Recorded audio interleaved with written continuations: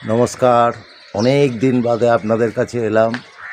আমি কিছু গাছের পরিচর্যা করি এবং কিছু গাছ আমি করেছি। আজকে সেরকমই একটা ছোট্ট কাজ আপনাদেরকে দেখাচ্ছি।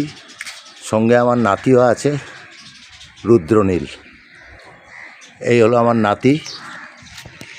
যে তো এখন এটা রিপোর্টিং, মানে একটা গাছ থেকে সরিয়ে অন্য একটা গাছে এই গাছটাকে মানে অন্য একটা টবের মধ্যে বসানো হবে। এটাকে দেখুন কিরমভাবে করা হবে। এটা এইখানে বসানো হবে এখন এটাকে।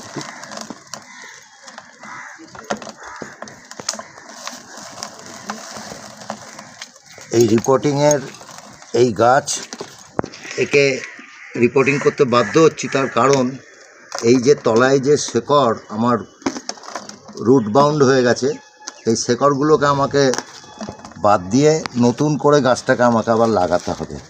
এটি একটি জবা ফুলের গাছ। দেখুন বন্ধু, কিরমভাবে পেছন দিকে শিকড় রুট বাউন্ড হয়েছে দেখুন। এখন আমি এইটাকে রিপোর্টিং করব।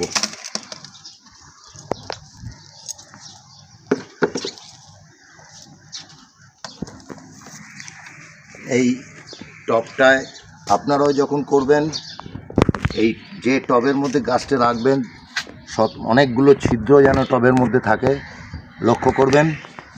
এবং পুরনো যে মাটি আছে পরিষ্কার করব এবং মাটিটাকে পাওয়ারফুল তৈরি করব। তা প্রথমেই আমার কাজ হচ্ছে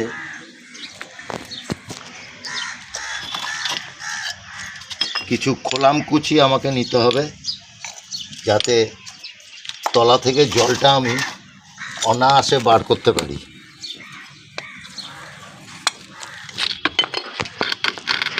আপনাদের দেখাচ্ছি।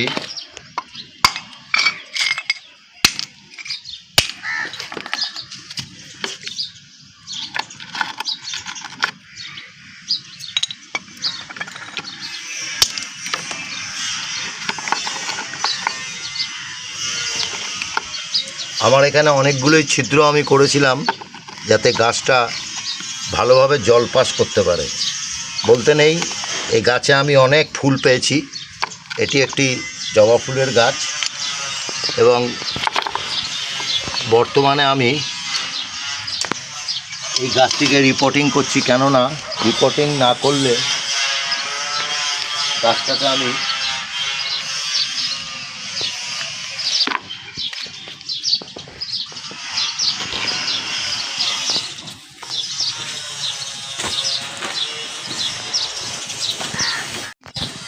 করে রেখেছি রিপোর্টিং করব বলে।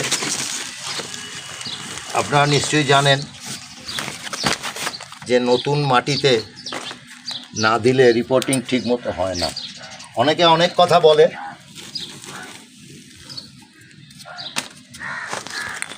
কিন্তু গাছটাকে আমি আবার আগের অবস্থায় ফিরিয়ে আনবো এবং যাতে প্রচণ্ড শক্তিশালী হতে পারে। এবং এই টবেতে কিছু খোলামকুচি দেওয়া আছে, তার উপর আমি একটা বালির প্যাড তৈরি করে দিলাম। এগুলো যদিও আমার সমস্ত পুরনো চ্যানেল থেকে যারা গাছগাছড়ার বিষয়ে এক্সপার্ট, সম্রাটবাবু বলুন বা আদার্স লোক বলুন, তাদের কাছ থেকে সব শেখা। হয়ে গেল আমার তলাকার প্যাড তৈরি করা।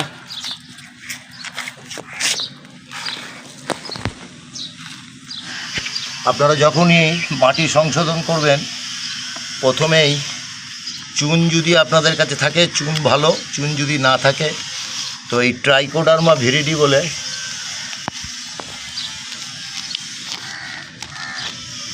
একটি জিনিস আছে, এইটা আপনারা মাটির মধ্যে দিয়ে দিলে যে মাটির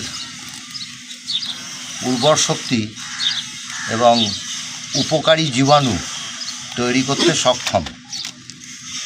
তো সেই ট্রাইকোডার্মা ভিরিডি আপনি এই মাটির মধ্যে অবশ্যই মেশাবেন। আমার এই টবের জন্য যতটুকু মাটি দরকার, তাতে আমার যতটুকু মাটি লাগবে সেই মাটিটার মধ্যেই আমি এই ট্রাইকোডার্মা ভিরিডিটা মিশিয়ে দিলাম। এতে কি হবে, গাছটা নতুন শেকড়ে আবার সতেজ হয়ে উঠবে।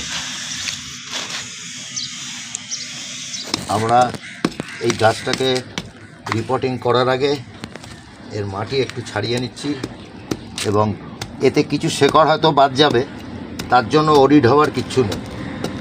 কেননা ম্যাক্সিমাম জায়গায় আমি দেখেছি যে শেকড়, তলাকার শেকড় বাদ দিয়ে দিচ্ছে। তো আমিও এর আগে আমার রিপোর্টিং করা হয়েছে, আমি দেখাবো সেই গাছ। সে এখন দিব্যি আছে। তো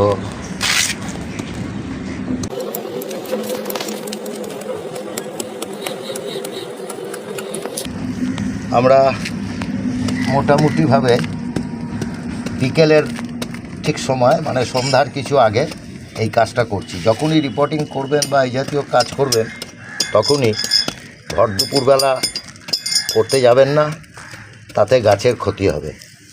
কিন্তু এই বিকালের দিকে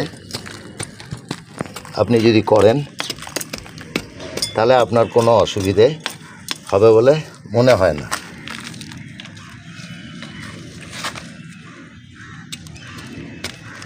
কিছু শেকড় এখানে বাদ যাচ্ছে, এর জন্য ঘাবড়াবার কিছু নেই, এতে ক্ষতি কিছু হবে না। অতএব আমরা গাছটাকে নিয়ে একটু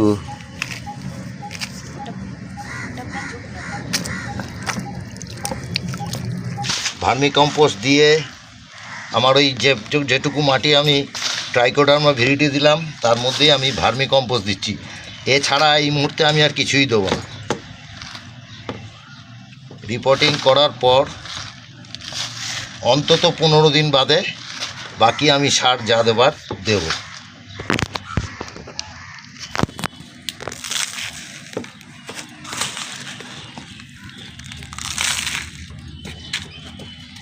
এখানটা একটু লক্ষ্য রাখবেন, মাটিটা তলার দিকটায় যেন কোনো হাওয়া না ঢুকে থাকে, চেপে চেপে দেবেন।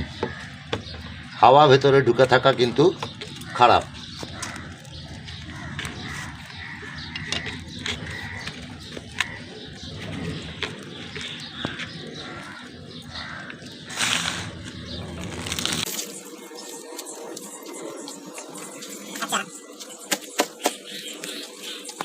আমি এবার গাছটা এর মধ্যে বসিয়ে বাকি জায়গাটা মাটি করব।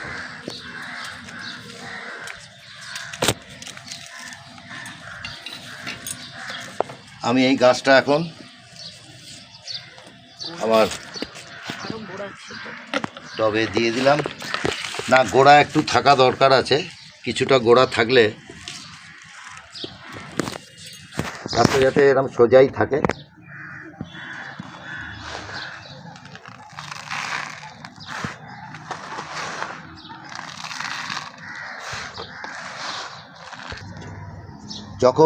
যখন আপনি গাছটিকে রিপোর্টিং করার টবে বসিয়ে দিয়েছি, এরপর আপনাকে পুনিং করতে হবে। তো পুনিংটা করার জন্য আপনি এই যেটা দিয়ে কাটবেন সেটাকে স্টেরিলাইজড করে নেবেন। এটা আপনার বাড়িতে যদি হ্যান্ড স্যানিটাইজার থাকে, আপনি সেটা দিয়েও করতে পারেন। এতেও এটা পুরো জীবাণুমুক্ত হয়ে যাবে। আচ্ছা, এবার আপনারা দেখুন, আমি গাছের যতটুকু হাইট রাখবো, ঠিক ততটুকু হাইটে আমি গাছটাকে প্রুনিং করব। এই অবাঞ্ছিত ডালগুলোতে ফুল আসা খুব মুশকিল, ওই জন্য এগুলো আমি কেটে দিচ্ছি। এবং গাছের হাইটটা আমি মোটামুটি এই হাইটে রাখবার চেষ্টা করছি, ওই জন্য আমি এখান থেকে কেটে দিচ্ছি।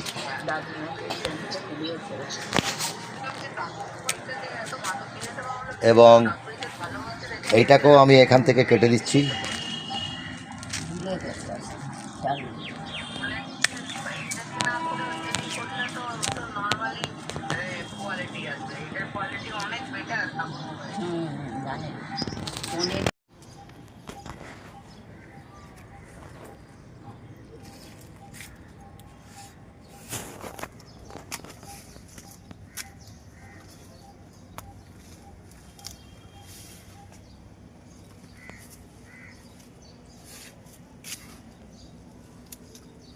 অবাঞ্ছিত ডাল, অবাঞ্ছিত পাতা কিছুটা ছোট করে দিলাম।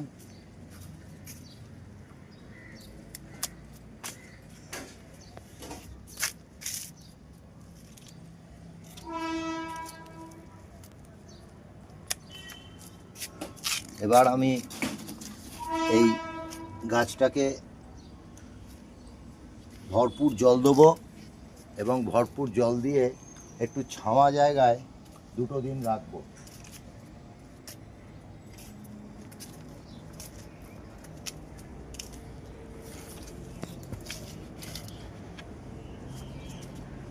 এখন আমি এটার মধ্যে জল দেবো।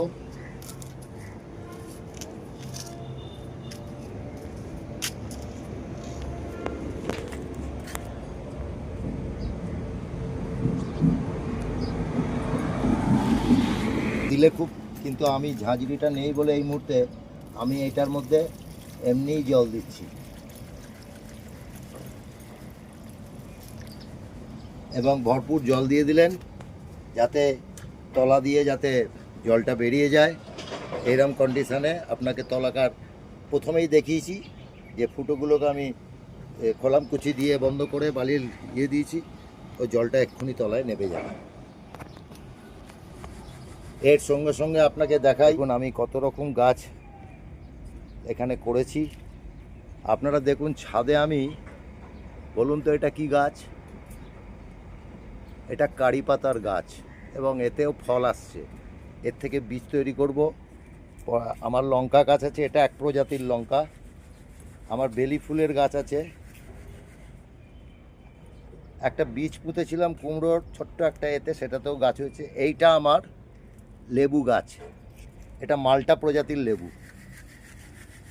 এইখানে দেখুন একটা লেবু গাছে, এই বছরেরই গাছ, মাত্র 6 মাস বয়স, এর মধ্যে একটা মালটা অলরেডি আমার ধরে গেছে এবং সেটাকে আমি বাঁচিয়ে নিয়েছি, খসে পড়েনি।